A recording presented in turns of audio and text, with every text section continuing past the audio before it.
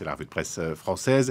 Et on commence cette revue de presse avec la poursuite des polémiques sur la sécurité à Nice, le soir de l'attentat, le 14 juillet. Après les révélations la semaine dernière de Libération, qui affirmait qu'aucun agent de la police nationale ne barrait l'accès à la promenade des Anglais ce soir-là, une policière municipale accuse à présent la place Beauvau de l'avoir harcelée, je la cite, pour qu'elle change son témoignage sur le dispositif de sécurité le soir du drame. Accusation auquel Bernard Cazeneuve répond en dénonçant une manipulation politique, d'après le Figaro, qui rapporte que le ministre de l'Intérieur porte plainte contre cette policière pour diffamation.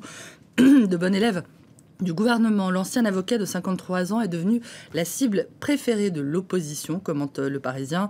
Le ministre martèle n'avoir commis aucune faute, qu'il ne démissionnera pas, et son entourage en serait persuadé. L'affaire ressemble à un coup orchestré, une boule puante signée Christian Estrosi, l'ex-maire de Nice et figure du parti Les Républicains. Coup orchestré ou pas, l'humanité s'insurge contre un bras de fer jugé indigne des circonstances, évoquant un indécent feuilleton qui accompagne le deuil des familles des 84 victimes mortes dans l'attentat, tandis que Slate s'interroge sur le sens de cette polémique, expliquant que le fait de se disputer autour de Bernard Cazeneuve, c'est se raconter une histoire et se faire croire que l'on peut encore faire quelque chose contre ce qui est arrivé. Si Cazeneuve s'en allait, emportant un peu plus de la gauche avec lui, la France ne serait ni plus ni moins exposée à l'aléatoire des brutes djihadistes, sur le site. Rien ne se passe décidément comme ailleurs à Nice, écrit l'Opinion, qui revient sur les difficultés de l'Élysée à organiser un hommage national à ses victimes dans ce contexte politique difficile.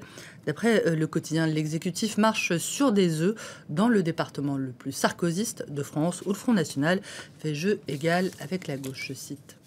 En Allemagne, en revanche, Hélène, les violences de ces derniers jours n'ont pas suscité, en tout cas pour l'instant, pas suscité de polémique. L'explosion qui a tué le réfugié syrien qui l'a provoqué et fait 12 blessés en Bavière, dans un restaurant de Landsbach. Explosion survenue quelques heures après qu'un demandeur d'asile syrien a attaqué des passants en pleine rue à Stuttgart. Ces deux événements vont-ils mettre un terme à la retenue de la classe politique allemande, relevée par La Croix? Le journal salue le sang-froid des Allemands, dont 85% disaient s'attendre à d'autres affaires violentes de la part de personnes isolées après l'attaque à la hache dans un train, mais avant celle de Munich la semaine dernière.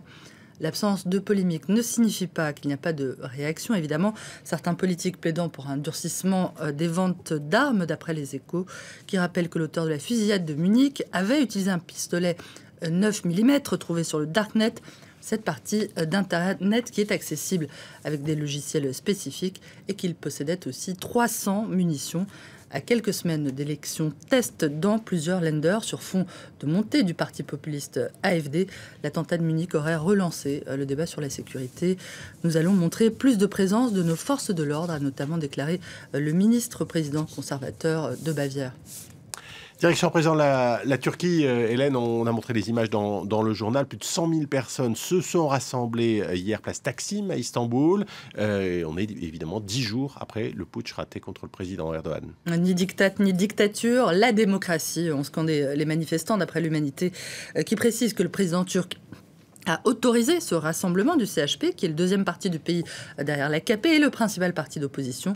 Le CHP qui se veut l'héritier de Mustafa Kemal, le fondateur de la République laïque turque, a soutenu le président Erdogan lors de la tentative du coup d'État, mais il le met en garde à présent contre la tentation de gouverner par la colère et la vengeance, je cite. Selon Amnesty International, la répression qui a suivi le putsch manqué aurait été marquée par des cas de torture de détenus dans des centres de détention. Accusation, on le voit relayée par Le Monde. L'ONG assure notamment que la police à Ankara et Istanbul a maintenu des détenus dans des positions douloureuses pendant des périodes pouvant aller jusqu'à 48 heures, évoquant aussi des privations de nourriture et d'eau, des injures, des menaces et, dans les cas les plus graves, des coups, de la torture et des viols. Je ne vous laisse évidemment pas filer là-dessus. Vincent et tous les autres, un sourire plutôt pour terminer, celui de Christopher Froome qui vient de remporter le Tour de France. D'après l'équipe, le cycliste a rejoint Greg LeMond, Louison Bobet et Philippe Tissot palmarès, des coureurs qui ont remporté 3 fois le Tour de France, 3 victoires, un règne d'après le quotidien sportif.